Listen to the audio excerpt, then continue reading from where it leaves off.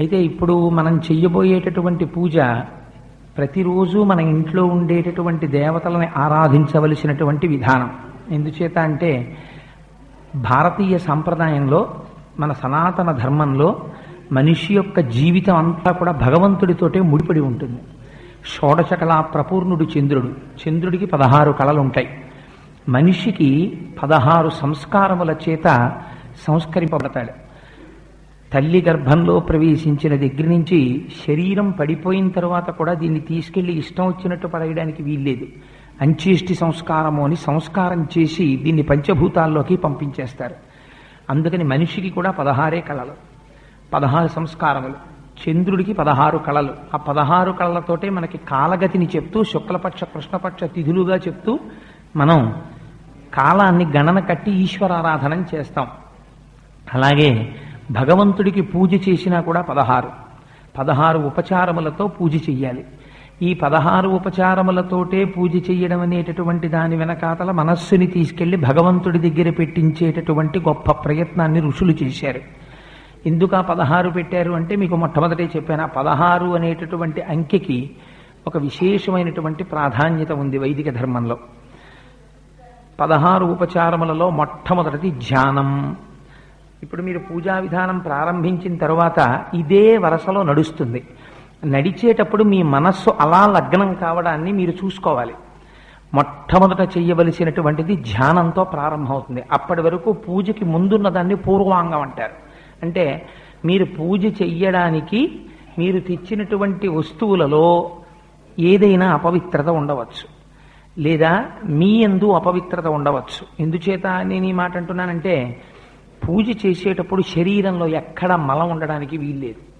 మనకి నవరంధ్రములలోంచి, ఈ రోమకూపములు అంటారు, వెంట్రుకలు ఉండేటటువంటి కన్నాల్లోంచి నిరంతరము మలము ఊరుతుంటుంది. అందుకే నిద్రపోయి లేస్తే దేవాలయంలోకి వెళ్ళడానికి అర్హత ఉండదు, స్నానం చేసి వెళ్ళాలి. ఎప్పుడూ మలం ఊరుతున్నటువంటి కారణం చేత మీరు బాహ్యంలో చేసినటువంటి స్నానం చేత శరీరానికి పరిశుభ్రత ఏర్పడింది అని మీరు చెప్పలేరు. అందుచేత వైదికమైనటువంటి ఒక మంత్రము చేత ముందు శరీరాన్ని సంస్కరించుకుంటాం. శరీరానికి పరిశుద్ధి ఏర్పడుతుంది. కానీ లోపల మనస్సు అటు ఇటు తిరుగుతూ ఉంటుంది, దానికి పరిశుద్ధి లేదు. ఎన్ని ముట్టుకోకూడని వస్తువులనో ముట్టుకుంది. అందున పూజ అనేటటువంటిది ఉదయం చేస్తాం. మనస్సుకున్న పెద్ద దోషం ఎక్కడంటే, అది అంతకుముందు జరిగిన విషయాన్ని స్మరిస్తుంది. అంతకుముందు జరిగింది రాత్రి వేళ మనిషి శరీరంతో అనేక రకములైన భోగములను అనుభవించి ఉండవచ్చు గృహస్థాశ్రమంలో ఉన్నవాడు. మనస్సు అటువైపుకి కానీ వెళ్ళిందనుకోండి, పూజలో అపచారం జరుగుతున్నట్టు, స్మరణలోకి రాకూడని విషయాలు స్ఫురణలోకి వస్తున్నట్లు. అందుచేత మరి ఎలా? లేదా అంతకు ముందు రోజు జరిగినటువంటి విశేషాలు ఏవైనా మనస్సు మీద పడచ్చు. అందుచేత వీటి వ్యగ్రత నుంచి బయటపడి మనస్సుకు ఒక స్థిరత్వాన్ని ఏర్పాటు చేయడం కోసమని ఆచమనం చేస్తారు. ఆచమనం చేసేటప్పుడు ఎన్ని నీళ్లు పడితే అన్ని నీళ్లు చేతిలో పోసుకోకూడదు. మీరు ఉద్ధరిణితో తీసినటువంటి నీరు మీ కుడి చేతితో గోముద్ర ఇలా పట్టి మీరు పోసుకున్నప్పుడు ఒక మినపగింజ తీసుకొచ్చి అందులో వేస్తే ఆ మినపగింజ ఉపరితలం పైకి కనపడకుండా మునగడానికి ఎంత నీరు పడుతుందో అంత నీరు పోసుకోవాలి. ఆచమనం చేస్తున్న దగ్గర నుంచి పూజ యందు మాత్రమే మీరు దృష్టి పెట్టుకుని ఉండాలి తప్ప, ఆచమనం చేసిన తరువాత ఇంట్లో పూజ చేసేటప్పుడైనా మీరు మధ్యలో ఎవరితోనైనా మాట్లాడారనుకోండి, పూజాఫలంలో సింహభాగాన్ని మీరు ఎవరితో మాట్లాడారో వారికి ధార పోసేస్తారు, వారికి వెళ్ళిపోతుంది ఆ పూజా ఫలితం. అందుకని పూజ చేసేటప్పుడు మాట్లాడకూడదు. శరీరంలో ఉండేటటువంటి ఏ రంధ్రంలోంచి వాయువు బయటికి వెళ్ళకూడదు. కానీ ఏమంటే అవన్నీ మాకు జరుగుతాయా, మీరు ఏమిటో ఇవన్నీ భయపెడుతున్నారు కానీ మాకు పూజా విధానం చెప్పట్లేదు అని మీరు బెంగపెట్టుకోకండి. అలా పొరపాటున ఇంకా మనకు అంత పెద్ద సంస్కారం, అంత పెద్ద అలవాటు లేదేమోనని ఋషులు ఎక్కడికక్కడ మనకి ప్రాయశ్చిత్తం చెప్పారు. ఒకవేళ పొరపాటున సాధ్యమైనంత వరకు నిగ్రహించుకునే ప్రయత్నం చెయ్యాలి. తెలియక ఒక తుమ్ము వచ్చేసింది అనుకోండి, ఏం చేస్తాం? ఆగుతుంది ఆ తుమ్ము. వస్తే యథార్థానికి ఏమిటంటే మీరు లేచి మళ్ళీ వెళ్ళి స్నానం చేసి వచ్చి మళ్ళీ పూజ చేసుకోవాలి. కానీ ఏమంటే అలా స్నానం చేయడానికి పూజ చేయడానికి మళ్ళీ మంత్రపుష్పం దగ్గర మళ్ళీ తుమ్ము, ఇంకెన్ని క్యాజువల్ లీవ్లు ఆఫీస్కి. అందుకని అలా బెంగెట్టుకోక్కర్లేదు. ఒక్కసారి మీరు చేస్తున్నటువంటి పూజ ఎక్కడ ఫుల్ స్టాప్ ఉంటుందో అక్కడ ఆపి మీ కుడి చేతిని తీసి ఒక్కసారి కుడి చెవి మీద వేసుకుని ఒక్క క్షణం ఆగి మళ్ళీ పూజ చేసుకుంటే మీరు గంగా నదిలో స్నానం చేసి మళ్ళీ పూజ ప్రారంభం చేసినట్టు. అందుచేత దాని ఎందుకు దోషం ఉండదు. కానీ సాధ్యమైనంత వరకు మాట్లాడకూడదు ఎవరితోటి. అంటే ఏదో మరీ తప్పకపోతే ఈశ్వరుడికి ఒక క్షమార్పణ చెప్పి మాట్లాడచ్చు. అందుకే పూజ చేసుకునేటప్పుడు ఇంట్లో వాళ్ళకు కూడా ఒక అలవాటు ఉండాలి, వాళ్ళు కూడా పలకరించకూడదు. కొంచెం సంస్కారం తెలుసున్న వాళ్ళైతే వాడు దొరికాడు కదా అని బొత్తిగా 6ంటికి ఫోన్ చేసేద్దాం 7ంటికి ఫోన్ చేసేద్దామని ఎవరికి ఫోన్లు చేయకూడదు. ఎందుకంటే వాడు పాపం అనుష్ఠానం చేసుకుంటూ ఉండొచ్చు. ఆ టైంలో ఫోన్ చేస్తే పూజ చేసుకుంటున్నాడు ఎన్ని మాటలు చెప్తారు ఇంట్లో వాళ్ళు. అందుకని విసుగొచ్చి ఆఖరికి అదే ఇంపార్టెంట్ ఫోను అని తెచ్చిస్తే ఆ పూజ పాడైపోతుంటుంది. నేను అవతల వాళ్ళ పూజ పాడు చేయకూడదు. అందుకని కనీసం వాడు భగవన్మార్గంలో ఉన్నాడు అని మీకు నమ్మకం ఉంటే అటువంటి వారికి 8 గంటల లోపల ఫోన్లు చేయకూడదు. అదొక విషయాన్ని బాగా జ్ఞాపకం పెట్టుకోండి. ఎందుకైనా పనికొస్తుంది, ఎవరికైనా అది అనుగ్రహం అవుతుంది.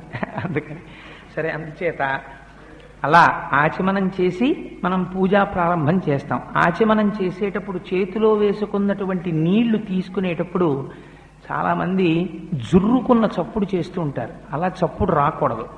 ఆచమనం చేయడం అనేటటువంటి విధానాన్ని చాలా జాగ్రత్తగా అనుసరించాలి. మీ కింది పెదవి మాత్రమే ఇక్కడ తగలాలి. తగిలి ఆ నీటిని తీసుకునేటప్పుడు చప్పుడు కాకుండా లోపలికి తీసుకోగలగాలి. అసలు ఆచమనం చేశాడన్న విషయం పక్కవాడికి కూడా వినపడకూడదు. అంత చక్కగా ఆచమనం చేయాలి. చేసి ప్రారంభం చేసుకోవాలి పూజని. సరే, మొదట్లో అలవాటు ఉండదనుకోండి, అలా తీసుకోకపోతే కారిపోతాయి కానీ నోట్లోకి వెళ్ళవు. అందుకని మొదట్లో కొంచెం చప్పుడు రావచ్చు. నేను ఇవాళే మీ అందరూ 100% పర్ఫెక్షన్లోకి వెళ్ళాలన్న భావనతో ఈ పూజా విధానం చేయించట్లేదు. ఇది ఒక ప్రారంభం జరగాలి అని అంతే. అందుకే ఎక్కడ ఇబ్బంది లేకుండా శ్లోకాలతో పూజను తీసుకొచ్చాం. అది మీకు రాను బాగా అలవాటైంది అనుకోండి, శ్రీ సూక్త పురుష సూక్తాల్లోకి మీరు ఇంప్రూవ్ చేసుకోవచ్చు దాన్ని. ఇప్పుడు ప్రస్తుతం శ్లోకాలతో ఆవాహన 16 ఉపచారములు చేస్తున్నాం. మీకు బాగా వచ్చిన తర్వాత ఈ శ్లోకాలని అలా ఉంచుకుని దాని మీదకి సహస్రశీర్ష పురుష సహస్రాక్ష సహస్రపాత్ అని పురుష సూక్తంలోంచి మొదటి మంత్రాన్ని, హిరణ్యవర్ణాం హరిణీం సువర్ణ రజతస్రజాం అని శ్రీ సూక్తంలోంచి మొదటి మంత్రాన్ని కలిపి చెప్పుకుని శ్లోకం చెప్పుకుని అప్పుడు ధ్యానం చేసుకోవచ్చు.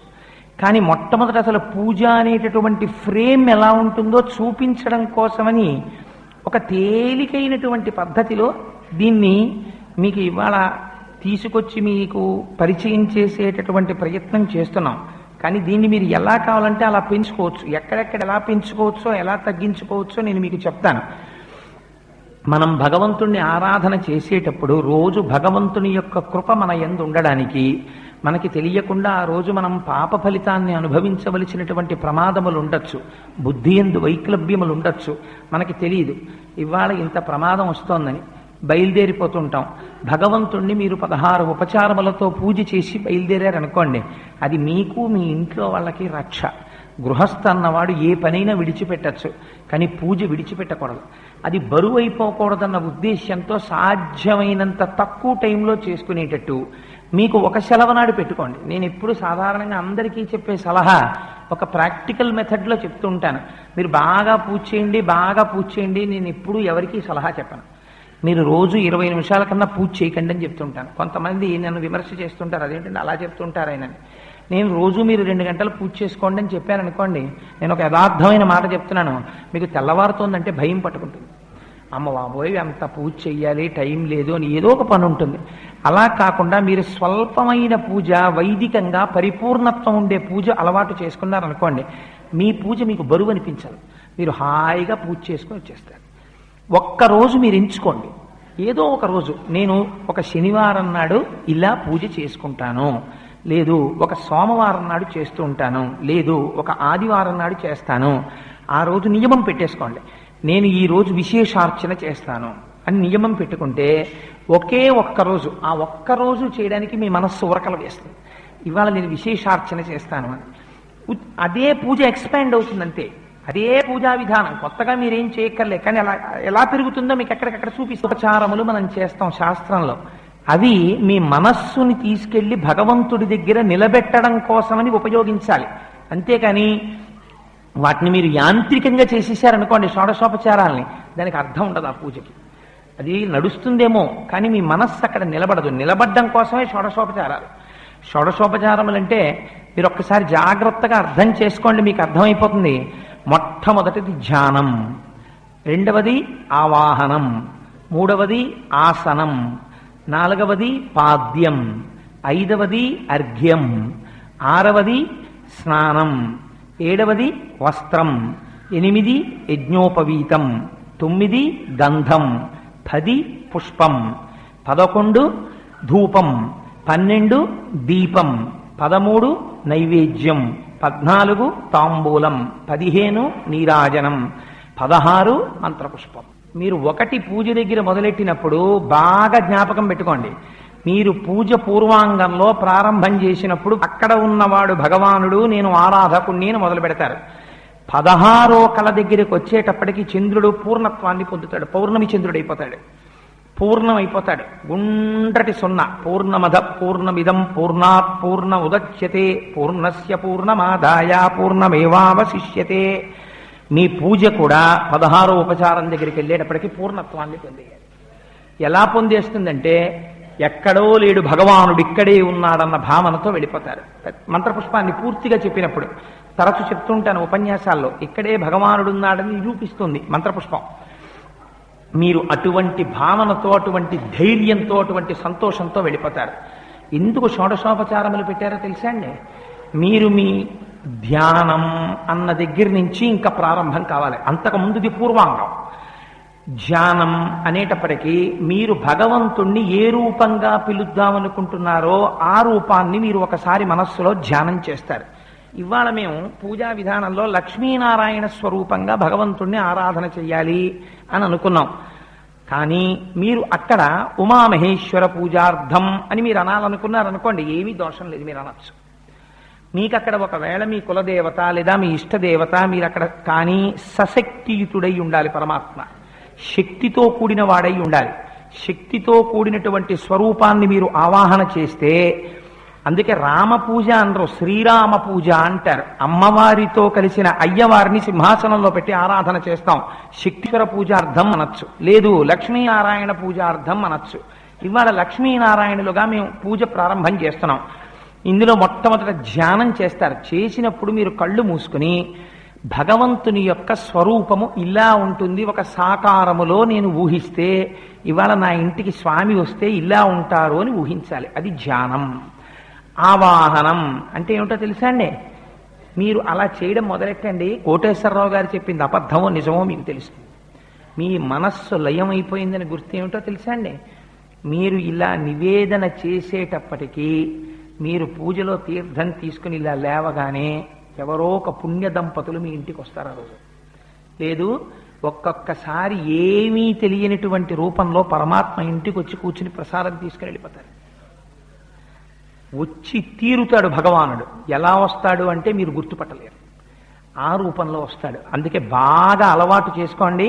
మీరు పూజ పూర్తి చెయ్యగానే మీ ఇంటికి ఎవరు వస్తారో వారికి తప్పకుండా మీరు ఏదో ఒక పదార్థాన్ని ఇచ్చి పంపడం నేర్చుకోండి. ఒక పండో, ఓ కాయో, పసుపో, కుంకమో ఏదో ఒకటి ఇవ్వండి. ఎందుచేత అంటే మీరు చేసిన ఆరాధనకి ప్రీతి చెందితే భగవానుడు ఏదో ఒక రూపంలో వస్తాడు. తులసీదాస్ గారికి అలాగే వచ్చాడు. నిజంగా శంఖచక్రాలు పట్టుకుని వచ్చేసాడు అనుకోండి, మనం చాలా అల్లరి చేసేస్తాం. అందుకని భగవానుడు ఏదో ఒక రూపంలో వస్తాడు. అందుకని మొట్టమొదట ధ్యానం చెయ్యగానే ఆయన ప్రీతి చెందుతాడు. మీరిక్కడ ధ్యానం చెయ్యగానే మీరు ఎదురుగుండా ఉన్నటువంటి పూజామూర్తిలోకి ఆయన ఆవాహనమవుతాడు, ఆయన వస్తాడు. మీ విశ్వాసమే ప్రాతిపదిక. ఆయన వచ్చారు, వస్తే మీరేం చేయాలి? ఆవాహనం, స్వాగతం చెప్పాలి. కాలింగ్ బెల్ మోగింది, కిటికీలోంచి నీడ కనపడింది. అంత పొడుగ్గా ఉన్నారు, పెద్ద జుత్తు లేదు, మనిషి తెల్లగా ఉన్నారు అంటే దొరగారు వచ్చారు. ఇలా పక్కన చూసేటప్పటికీ కొంచెం దొరగారి పక్కన పొట్టిగా ఉన్నారు, సన్నగా ఉన్నారు, కానీ మొహంలో ఆ ఉత్సాహం ప్రస్ఫుటంగా నీడలో కనపడుతోంది అంటే గోపాలకృష్ణ గారితో కలిసి వచ్చారు అని కాలింగ్ బెల్ కొట్టగానే తలుపు తీసి ఏం చేస్తాం? రండి రండి రండి రండి, దొరగారు గోపాలకృష్ణ గారు రండి అంటాం. ఆ వాహనం అంటే స్వాగతం చెప్పారు. అది ప్రీతితో చెప్పాలి. మీరు పిలిచారు, ఆయన వచ్చాడు, అబ్బా వచ్చేసావా అన్నట్టు ఉండకూడదు మొహం. పరమ సంతోషాన్ని పొందాలి. స్వామి రాగానే మొట్టమొదటి ఏమంటారు? అయ్యా రండి కూర్చోండి అంటారు. మీరు నిలబెట్టి మాట్లాడారు అనుకోండి, వెంటనే అవతల వాళ్ళు ఏమంటారు? కనీసం కూర్చోమని లేదండి ఆయన అంటారు. ఇవన్నీ ఎక్కడి నుంచి వచ్చాయో తెలుసా అండి మనకి? మాకు బట్టలు పెట్టలేదండి అనరు. కనీసం ఆయన వాళ్ళు ఇంటికి వెడితే కూర్చోమనరండి అంటారు. షోడశోపచారాల్లోంచి వచ్చాయి. భగవానుడు రాగానే మీరు చెయ్యవలసింది అయ్యా కూర్చోండి అనాలి. అందుకని ఆసనం సమర్పయామి, ఒక ఆసనం ఇస్తారు. రోజు ఆసనాలు మేము ఎక్కడ పట్టుకొస్తామండి? ఆ బెంగక్కర్లేదు. అక్షత, క్షతం అంటే విరిగిపోయినది, అక్షత విరగనిది. నడుము విరగనటువంటి బియ్యానికి పసుపు కలిగితే అక్షత అవుతుంది. అందులోకి మీరు ఏది అడిగితే అది ఆరోపణ అవుతుంది. మీరు ఇది సింహాసనము అనుకుని మీరు సమర్పించారనుకోండి, ఇంత ఫోమ్ తోటి బంగారు సింహాసనం, 2 పక్కన సింహాలు, అమ్మవారు అయ్యవారు కూర్చోవడానికి మంచి కోళ్ళుతోటి పాదపీఠంతో సింహాసనం వచ్చి కూర్చుంటుంది. ఇప్పుడు స్వామి దాని మీద కూర్చుంటారు. కూర్చున్న తర్వాత ఏం చేస్తారు? మీ ఇంటికి మహాపురుషులు వచ్చారనుకోండి, వెళ్ళి కాళ్ళు కడుక్కోండి అనరు. వెళ్ళి కాళ్ళు కడుక్కోండి, అతిథిక్కిల పూజార్హ ప్రకృతోపి విజానత అంటారు సుందరకాండలో. మామూలు వాళ్ళు ఎవరైనా వస్తేనే అయ్యా కాళ్ళు కడుక్కోండి అంటాం. కాస్త ఏమైనా బుచ్చుకుంటారు కానీ కాళ్ళు కడుక్కోండి అంటాం. పెద్దలు వచ్చారనుకోండి కాళ్ళు కడుక్కోండి అనం. గబగబా పళ్ళెని తీసుకొచ్చి వాళ్ళ పాదముల కింద పెట్టి అయ్యా కాళ్ళు కడుగుతాం అని కడుక్కుని శిరస్సును చల్లుకుంటాం. వాళ్ళు రావడం ఇంటికి మంగళం అని గుర్తు. అందుకని వాళ్ళ కాళ్ళు మనం కడుగుతాం. అందుకని పాదయోహ పాద్యం సమర్పయామి, స్వామి నీ కాళ్ళు అమ్మ కాళ్ళు కడుగుతున్నాను ఇవాళ, ఏం అదృష్టమయ్యానది అని కడగాలి. కడిగిన తర్వాత హస్తయోహ అర్ఘ్యం సమర్పయామి. ఏమో ఇక్కడికి వచ్చే ముందు ఎవరు ఆర్తితో పిలిస్తే ఏ ధనస్సు పట్టుకుని ఎవరి మీద బాణాలేసి వచ్చావో ఓసారి చేతులు కడిగేసుకో అని హస్తయోహ అర్ఘ్యం సమర్పయామి. ఆ భక్తి యొక్క ప్రేమకి అవధి ఉండదు. అవధి ఉండకపోవడంలో స్వామిని నేను చేతులు కడుక్కోమనడం ఏమిటి? అది ఉండదు. స్వామి చేతులు కడుక్కో అని మీరు ప్రేమతో హస్తయోహ అర్ఘ్యం సమర్పయామి అనేటప్పటికీ మీరు ఏ రూపంతో ధ్యానం చేశారో ఆ స్వామి ఇలా చేతులు చాపి మీకు కనపడాలి. ఇప్పుడు మీకు అక్కడ ఇలా లక్ష్మీదేవి మీద వేసిన చేతిలో శంఖం ఉంది, అవి కాసేపు పక్కన పెట్టి లక్ష్మి కొంచెం జాగ్రత్త కింద పడిపోకుండా పట్టుకోని పక్కన పెట్టైనా ఆయన 4 చేతులు ఇలా చాపితే మీరు నీళ్లు పోస్తే ఆయన ఇలా కడుక్కున్నట్టు మీకు కనపడాలి. హస్తయోహ అర్ఘ్యం సమర్పయామి. అది అయిన తర్వాత అప్పుడు అక్కడ వరకు అయితే స్నానం చేయిస్తారు. స్వామి ఇదిగో శుద్ధోదకం తెచ్చాను స్నానం చేయి. అమ్మవారు అయ్యవారు స్నానం చేసిన తర్వాత ఏం చేస్తాం? ఇంటికి ఎవరైనా వస్తే బట్టలు కట్టుకోండి అని బట్టలు ఇస్తాం. అయ్యా ఇదిగో వస్త్రయుగ్మం, ఎప్పుడు కూడా 2 ఇవ్వాలి. కానీ ఇక్కడ మీరు 2 లేవేమండి అనుకోకండి. మీకు ఇచ్చినటువంటి ప్యాకెట్లో ఇగో ఈ కర్పూరంలోనే ఉంది, ఒకటి పొడుగ్గా ఉంటుంది, దాన్ని యజ్ఞోపవీతం అంటారు. అంటే మెళ్ళో ఇక్కడ ధరించేటటువంటి ఈ జంజాన్ని యజ్ఞోపవీతం అంటారు. ఆ పొడుగ్గా ఉన్నటువంటిది యజ్ఞోపవీతం. కొద్దిగా కొరచగా ఇంతే ఉంది చూసారా పొట్టిగాను, అది వస్త్రయుగ్మం. అంటే దాంట్లోనే 2 ఉన్నట్టు. ఎందుకంటే ఒక వస్త్రం ఇవ్వం, ఏకవస్త్రం ఇవ్వం, 2 ఇస్తాం. తంతువులందు చేలము విధంబున పరమేశుమూర్తి ఎందింతయు పుట్టునట్టి అంటారు పోతన గారు. అందులో పంచ ఉత్తరీయం, చీర రవికిల గుడ్డ 2 ఉన్నట్టే లెక్క. ఆ పొడుగ్గా ఉన్నది యజ్ఞోపవీతం, ఆ పొట్టిగా ఉన్నది వస్త్రయుగ్మం. జ్ఞాపకం పెట్టుకోండి. స్నానం చేశాక వస్త్రయుగ్మం ఇస్తాం. మీరు ఆరోపణ చెయ్యడమే. మీరు మనస్సులో సంకల్పం చేశారనుకోండి, ఇంత చందన పట్టి తీసుకొచ్చి దాని మౌతాళ్ళ లాంటి కట్టు విప్పి మీరు అట్ట పెట్టి తీసేటప్పటికీ ఒకరోజు పసుపచ్చటి చీర, ఆకుపచ్చ ఇంత బార్డర్ ఉన్న చీర, అమ్మవారికి పచ్చటి జాకెట్టు తెచ్చి ఈ వస్త్రయుగ్మం పట్టుకుని అక్కడ పెట్టి వస్త్రయుగ్మం సమర్పయామి అన్నారనుకోండి, మీకు రాను రాను పూజలో ఎలా కనపడాలంటే మీరు మనస్సులో ఏ చీర కట్టి అమ్మవారిని కూర్చోపెట్టారో ఆ చీర అమ్మవారి కట్టు కనపడాలి. మీరు గమ్మత్తు ఏమిటో తెలుసా అండి? మరునాడు మళ్ళీ పూజలోకి వెళ్ళారనుకోండి, మీరు ధ్యానం అని ధ్యానం చేసేటప్పటికి ముందు రోజు ఏ బట్ట కట్టారో ఆ బట్టతో అమ్మవారు కనపడాలి. అప్పుడు మీరు బాగా ధ్యానం చేసినట్టు గుర్తుపెట్టుకోండి. మీరు ఇవాళ పసుపచ్చటి పట్టు చీర కట్టారనుకోండి అమ్మవారికి, రేపు మీరు శాంతాకారం భుజగశయనం పద్మనాభం సురేశం అంటున్నారు అనుకోండి, స్వామివారు ఎప్పుడు తెల్లటి బట్ట పచ్చటి బట్టే కడతారు. ఆయనకి బార్డర్లు గళలుంగీలు అవి కట్టకూడదు. అమ్మవారు మాత్రం ఇవాళ పచ్చటి పట్టుపుట్టం పెట్టారనుకోండి, దానికి ఏం రోజు వెళ్ళాలా తేవాలా, మనసులో సంకల్పం అంతే. మీకు 2వ రోజు మళ్ళీ పూజలోకి వెళ్ళేటప్పటికి అమ్మవారు పచ్చటి పట్టుపుట్టంతో కనపడాలి. మీరు ఇవాళ అమ్మవారికి ఆకు పచ్చటి పట్టు చీర ఎర్రటి వస్త్రయుగ్మం సమర్పయామి అయిన తర్వాత యజ్ఞోపవీతం సమర్పయామి. యజ్ఞోపవీతాన్ని సమర్పిస్తారు. యజ్ఞోపవీతం ఇచ్చిన తర్వాత కొద్దిగా గంధం, ఎందుకంటే చందన మళ్ళీ దీని వెనకాతలం ఒక్కొక్క దానికి ఒక్కొక్క రహస్యార్థం ఉంటుంది. మీ మనస్సు ఎందులోనైనా రమించింది అనుకోండి, విశేష ఫలితం వచ్చేస్తుంది. సరే, దాన్ని నేను ఎప్పుడైనా ఉపన్యాసంలో చెప్తాను. అందుకని చందనంతో ఆయనకి ఉపచారం చేస్తాం. వాళ్ళ 2 చేతులు ఇలా చాపితే కొద్దిగా గంధం రాసినట్టు, పాదాల మీద చందనం సమర్పించినట్టు. ఆ తర్వాత పుష్పం సమర్పయామి. అధాంగ పూజలో చాలా పవిత్రత ఉంది. మన వాళ్ళు అధాంగ పూజ చేయమని చెప్తారు. అథాంగ పూజ అంటే పాదముల దగ్గర మొదలుపెట్టి శిరస్సు వరకు పూజ చేస్తాం. చేసేటప్పుడు మొట్టమొదట్లో మీరు ఏం చేయాలంటే, మీరు ఏ మూర్తిని పెట్టుకున్నారో మూర్తి వంక చూస్తూ మెల్లగా పూజ చేయాలి. కొన్నాళ్ళు అయిపోయింది అనుకోండి, అయిపోయిన తర్వాత మీకు ఏమవుతుందంటే, ఇప్పుడు మీరు పూజా విధానంలో చూస్తారు, పాదాల దగ్గర మొదలెడతారు, పిక్కల మీద, మోకాళ్ళ మీద, తొడల మీద, నడుము మీద, నాభి మీద, ఉదరం మీద, వక్షస్థలం మీద, వక్త్రం అంటే నోటి మీద, దంతముల మీద, ముక్కు మీద, కళ్ళ మీద, లలాటము మీద, శిరస్సు మీద వేస్తారు. అది ఏదో పాదవ పూజయామి, గుల్భవ పూజయామి, జానుని పూజయామి, కటిం పూజయామి, ఉదరం పూజయామి, నాభిం పూజయామి, వక్షస్థలం పూజయామి అలా చేసేయమని కాదు. మీరు కొన్నాళ్ళు పోగా అలా చేయగా చేయగా చేయగా చేయగా మీరు బాగా కాన్సన్ట్రేట్ చేసి పూజ చేస్తే, మీరు ఒక రైల్లో వెళ్ళిపోతున్నారనుకోండి, ఆ రోజు మీకు అవకాశం లేదు. మీరు సూర్యకిరణాల వైపు కొంతసేపు చూస్తూ అలా కూర్చుని ఆదిత్య హృదయం చేస్తే మీకు స్నానం చేసిన ఫలితం వచ్చేస్తుంది, శాస్త్రం అంగీకరించింది. మీరు అప్పుడు కళ్ళు మూసుకొని ఒక్కసారి మీరు ఏ రోజు ధ్యానం చేస్తారో ఆ మూర్తిని ధ్యానం చేసి పాదయోహ పాదవ పూజయామి, గుల్భౌ పూజయామి అని మనస్సులో అనుకుంటున్నారు అనుకోండి, స్వామి ఇక్కడ నిలబడతాడు. ఇప్పుడు ఏ పువ్వులు అక్కర్లేదు, మీకు తెలియకుండానే ఆయన పిక్కలు కనపడతాయి, మోకాళ్ళు కనపడతాయి, తొడలు కనపడతాయి, నడుము కనపడుతుంది, కడుపు కనపడుతుంది, నాభి కనపడుతుంది, వక్షస్థలం కనపడుతుంది, నేత్రాలు కనపడతాయి, నోరు కనపడుతుంది. గమ్మత్ ఏమిటంటే పళ్ళు పూర్తిగా కనపడకుండా మందస్మితం చేస్తాడు. అందుకే దంతాన్ పూజయామి అనే పళ్ళ మీద పూజ చేయమంటారు. ఒక చిన్న చిరునవ్వు నవ్వుతుంటే ఆ కనపడినటువంటి తెల్లటి పళ్ళ మీదకి పూసి పళ్ళు కనపడేటట్టు ఒకే ఫోటో ఎలా ఉంటుంది మీ ఇంట్లో? అలా మీరు పూజ చేయగలరా? కాసేపు పెదవులు మూసుకుని కాసేపు పెదవులు తెరిచిన రెండు మూర్తులు పెట్టరుగా.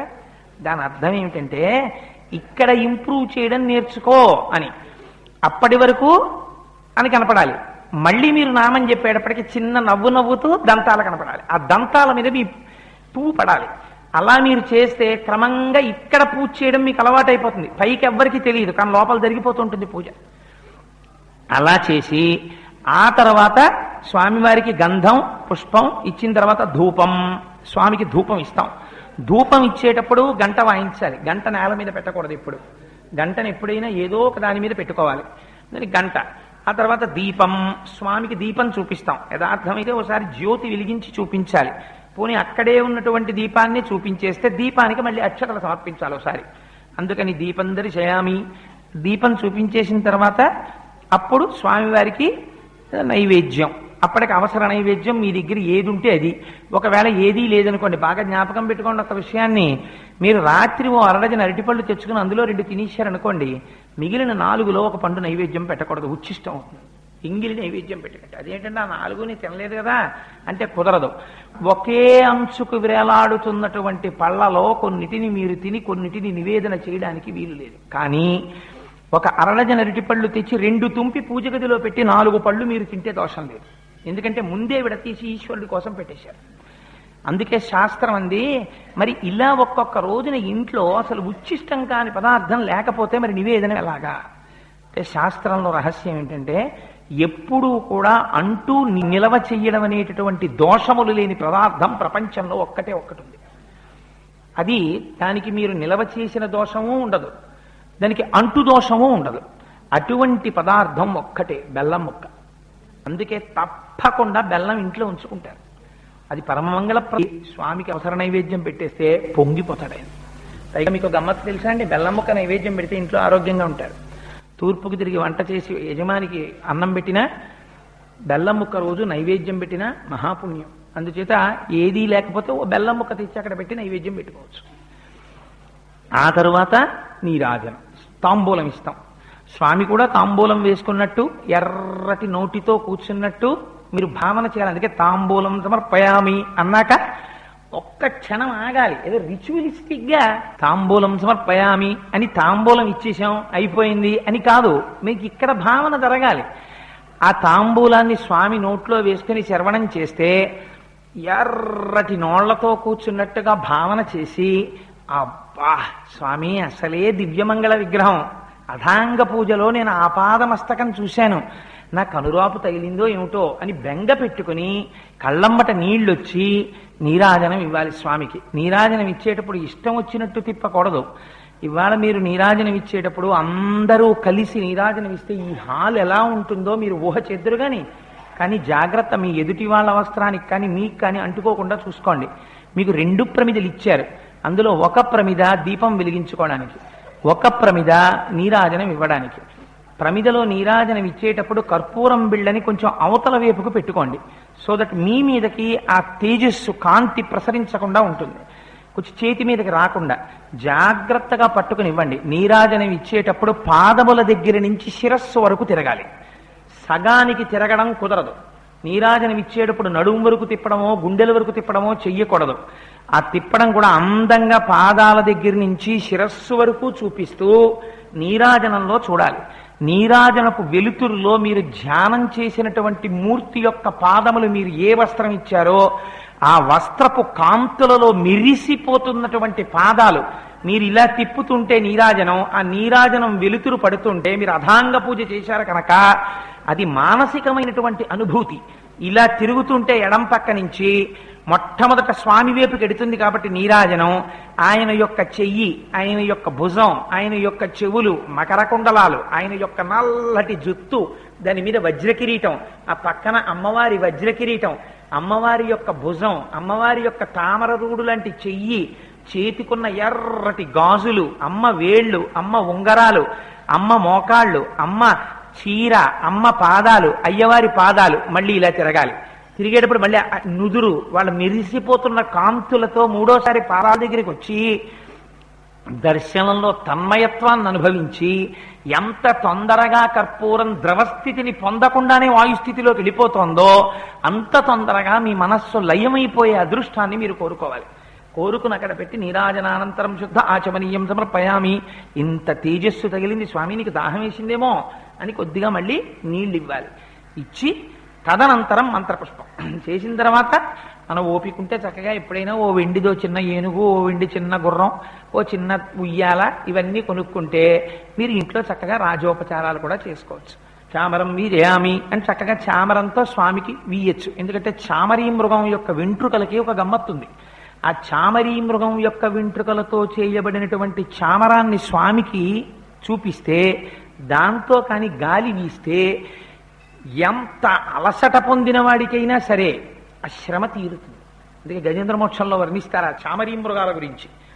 అందుకని ఆ చామరంతో మీరు ఇలా చూపించారనుకోండి, స్వామివారి అలసట అంతా తగ్గిపోయి అబ్బా కోటేశ్వరరావు ఇంటికి వెళ్ళాను ఎంత హాయిగా ఉందోనే బాబు, చామరంతో వీచాడు పాపం ఒళ్ళు అలసటంతా పోయి ఎంత ఓపిక వచ్చిందోను అంటాడు స్వామి. అంటే నిజంగా అలానే భక్తికి అడ్డు లేదు, అలా మీరు భావన చేసుకోవచ్చు.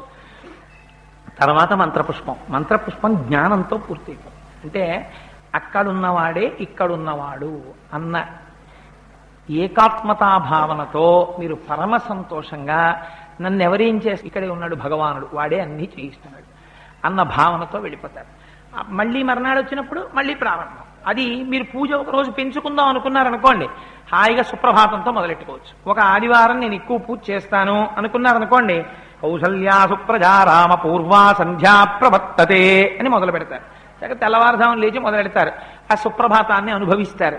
స్వామి నిద్ర లేచినట్టుగా భావిస్తారు. ఒక్కసారి ఆ నిద్ర లేచిన 2 శ్లోకాలు చెప్పి ఆప్ చేసేస్తారు. ఎందుకంటే మీరు అలా కానీ ఇంకా మళ్ళీ మా ప్రపత్తి వరకు చెప్పేశారనుకోండి, పూజకి అది విధానానికి తేడా వచ్చేస్తుంది. అందుకని కలుపుకుంటారు. అథాంగ పూజ దగ్గరికి వెళ్ళేటప్పటికీ మీకు ఒక ఆదివారం నాడు ఎక్కువ పూజ చేసుకుందాం అనుకున్నారనుకోండి, లక్ష్మీ అష్టోత్తరం, విష్ణు అష్టోత్తరం ఇవాళ ఒక 20 నిమిషాలు నేను ఎక్కువ చేస్తాను అనుకున్నారనుకోండి, మీ పూజ మీరు బర్డెన్ చేసుకోకండి. ఇవాళ నేను 20 నిమిషాలు ఎక్కువ చేస్తాను అనుకుంటే ఒక లక్ష్మీ అష్టోత్తరం చేయండి, ఒక విష్ణు అష్టోత్తరం చేయండి. నేను ఇవాళ చాలా టైం ఉంది, నాకు ఏమీ పని లేదు, నేను ఇవాళ ఒక 2 గంటలు స్పేర్ చేద్దాం అనుకుంటున్నాను పూజకి అనుకున్నారనుకోండి, ఆ రోజున చక్కగా విష్ణు సహస్రనామ స్తోత్రంతో ప్రతి నామం వెనకాతల ఓం నమః ఓం నమః పెట్టుకుని విష్ణు సహస్రనామ స్తోత్రాన్ని అనుసంధానం చేసుకోండి. ఏదో ఒక్కరోజు పెట్టుకోండి. ఆ రోజు నేను కొంచెం విశేషార్చన చేస్తాను. మరి ఈ శరీరంతో వచ్చినందుకు మన్ని మనం ఉద్ధరించుకోవాలి. మిగిలిన పనులు ఎప్పుడు ఉండేవే, మన్ని మనం ఎప్పుడు ఉద్ధరించుకుంటాం? మన మతంలో ఒక విషయం జ్ఞాపకం పెట్టుకోండి, వీడికి జబ్బు వస్తే ఇంకోడు ఏదో చేయడాలు అలా ఏం కుదరవు. ఏదో కాకపోతే ఆరాధన చెయ్యొచ్చేమో, వెళ్ళి అయ్యా రక్షించని అడగచ్చేమో, కానీ మిమ్మల్ని మీరు రక్షించుకోవాలంటే మీకు మీరు ముందు చేసుకోవాలి పురుషార్థం. అందుకని మీకు మీరు ఎప్పుడు చేసుకుంటారు? 6 రోజులు మీ కుటుంబానికి కేటాయించేసిన 1 రోజు 2 గంటలు నిర్దాక్షిణ్యంగా పెట్టేసుకోండి. ఇది నా ఉన్నతి కొరకు, దీంతో ఏం సంబంధం లేదు. ఏమో ఎన్ని ఉపాధుల్లోకి వెళ్ళాలో, ఏ ఉపాధిలోకి వెళ్ళినా భార్యాబిడ్డల్ని పోషించుకోవడానికి